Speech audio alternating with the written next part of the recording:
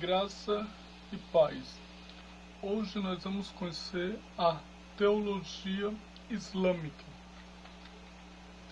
o Deus dos muçulmanos. A história registra que existiram na antiguidade muitas religiões monoteístas, ou seja, que adorava apenas um Deus. Agora qual ninguém sabe, né? Mas que eram pagãs. Seus adeptos adoravam a um único ídolo. É um movimento monoteísmo falso. Alá, que quer dizer o Deus Todo-Poderoso, mas não o Deus Todo-Poderoso da Bíblia, o qual a Bíblia fala e revela. Alá, divindade dos muçulmanos, era uma das divindades da Arábia pré-islâmica, adorada pela tribo dos Quraishitas, de onde veio Maomé. Há inúmeras evidências irrefutáveis na história da arqueologia de que Alá não veio nem dos judeus nem dos cristãos. Alá e Jeová não são nomes distintos de um mesmo Deus. Jeová é o Deus único e verdadeiro, ao passo que Alá não passa de um arremedo do verdadeiro Deus. Então podemos assim dizer que Deus e Baal eram diferentes naquela época. Lá na próxima às terras do Egito, como Alá e o Deus Todo-Poderoso Jeová ou Yahvé, atualmente é a mesma coisa hoje em dia, que são adorados pelos muçulmanos Alá e pelos cristãos, protestantes e determinadas religiões ou seitas.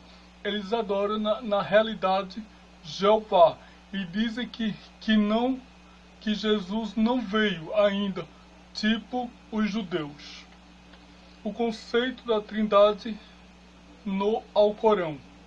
O islamismo considera a crença da Trindade um pecado imperdoável e define como três deuses: Alá, Jesus e Maria. Olha que erro fabuloso e terrível, porque na realidade a Trindade ou triunidade do Deus Todo-Poderoso é Deus Pai, Deus Filho e Deus Espírito Santo, o qual os três é uma só pessoa. Então por isso Deus disse assim, ó, façamos o homem à nossa imagem conforme a nossa semelhança. Então nós vemos que lá em Mateus capítulo 28, versículo de número 19, diz assim: eu vos batizo em nome do Pai, do Filho e do Espírito Santo. Há dois erros cristãos, há dois erros crassos neste conceito. O primeiro refere-se à terceira pessoa da Trindade, que é o Espírito Santo, e não Maria, como muitos por aí dizem e a gente já vemos. O segundo a respeito do conceito do termo, que não quer dizer três deuses, mas um só Deus em três pessoas: o Pai, o Filho e o Espírito, como está escrito em Deuteronômio 6:4 e Mateus 28:19. Está bem claro, não precisa mais esclarecimento. O Senhor Jesus Cristo no Alcorão. O Jesus do Alcorão, um mero mensageiro, não é reconhecido como Deus. Então Jesus e Deus é uma só pessoa, mas Jesus como Senhor, como Salvador, e Deus como Senhor, na posição de Deus Pai, e Jesus na posição de Deus Filho. Não é reconhecido como Deus, mas como Filho de Deus e Salvador da humanidade. O Alcorão não reconhece a morte e a ressurreição de Cristo.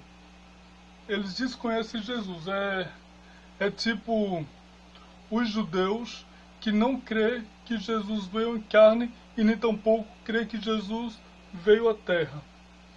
Assim consideram a Maomé superior a Jesus e o selo dos profetas, O Alcorão afirma que é blasfêmia dizer que Jesus é o Filho de Deus, pois implicaria numa relação íntima e conjugal de Maria com Deus. Olha que blasfêmia bíblica o que está falando aqui, né? Que os muçulmanos,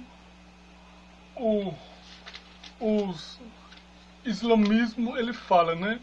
Que a relação íntima conjugal de Maria com Deus não tem nada a ver, porque o que é do Espírito é do Espírito, o que é da carne é da carne. O mais grave é que seus líderes afirmam que os cristãos pregam tal absurdo, como está escrito em Judas, capítulo, versículo de número 10. A cristologia bíblica. A expressão Filho de Deus mostra a origem da identidade de Jesus, como está escrito no Evangelho segundo escreveu de Jesus Cristo, João capítulo 8, versículo de número 42. E não segue o mesmo padrão de reprodução humana. Eternamente gerado por Deus, o Senhor Jesus foi concebido pelo Espírito Santo e não apenas pela fecundação humana, né? Como está escrito em Mateus capítulo 1, versículo 18 e versículo 20. Lucas capítulo 1, versículo de número 35. E Hebreus capítulo 1, versículo de número 5. Isso explica bem claro que o Senhor Jesus ele veio pelo Espírito Santo, porque foi o próprio Deus que falou que através de uma mulher conceberá e dará à luz a um filho, seu nome será Jesus. Ele será concebido pelo Espírito. Há inúmeras passagens bíblicas aprovando que Jesus é Deus igual ao Pai. João capítulo 1, versículo de número 1, que diz assim: no princípio era o Verbo, e o Verbo estava com Deus, e o Verbo era Deus. O Verbo se fez carne e habitou entre os homens, viam a sua glória como a glória do unigênito do Pai, né? Durante o seu ministério terreno, fez o bem a todos, como está em Atos capítulo 10, versículo de número 38, proporcionando não somente a vida física. João capítulo 11, versículo de número 43 e 44, mas também a espiritual. João 10 e 10, porque o Filho veio para trazer vida e vida com abundância. O artifício de Jesus. A cruz de Cristo sempre foi escândalo para os que perecem.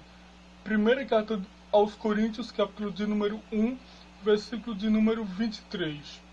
A morte e a ressurreição de Jesus estavam previstas no Antigo Testamento. Isaías 53, versículo do 8 ao 10. Também está em Salmos 16 e 10. Se você puder ler Isaías capítulo de número 53 por completo, você vai ver ali que foi uma promessa, né, falando acerca da vinda do Messias e da morte dele. Se nós olharmos o livro de Isaías em si, veio a promessa de Deus lá no capítulo 9 acerca do nascimento do Messias. E no capítulo 53 fala acerca da morte de Cristo. E cumprindo-se no Novo Testamento, em Lucas 24, 44 ao 46, para a nossa salvação. Primeira carta aos Coríntios, capítulo de número 15, versículo 3 e 4. O sacrifício de Jesus Cristo na cruz mostra que o homem é completamente incapaz de salvar-se por sua própria bondade e força. Negar o sacrifício de Jesus na cruz ou fazê-lo parecer desnecessário é uma forma de invalidar a única maneira do homem ser salvo. Graças a Deus. Deus abençoe e fiquem com Deus.